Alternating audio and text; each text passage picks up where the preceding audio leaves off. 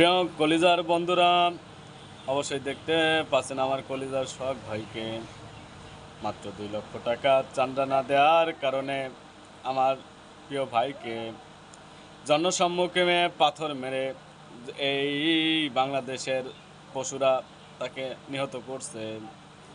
আমার ভাইয়ের দুটো সন্তান আজকে এতিম হয়ে গেল।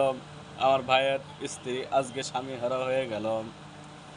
আমাদের অভ্যন্তরীণকালীন সরকারকে বলি, আমার এই ভাইকে যারা নির্মমভাবে মেরেছে তাদেরকে দৃষ্টিমূলক শাস্তির ব্যবস্থা করা হোক, তাদেরকে ফাঁসি দেওয়া হোক।